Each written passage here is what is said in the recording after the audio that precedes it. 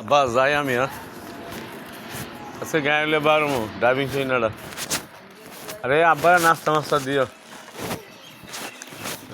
কোয়েন কিছু খাওয়া লাগলে। আসসালামু আলাইকুম, বিসমিল্লাহির রহমানির রহিম।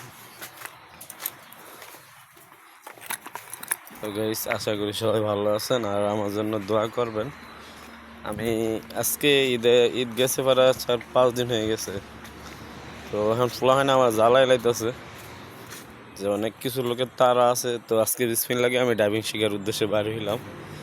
তো আব্বারে আমি প্রতিদিন সকালবেলা এমনি বললে যাই, আম্মা থাকতে আম্মারে বললে যাইতাম, কিন্তু আর আমার আম্মা নাই।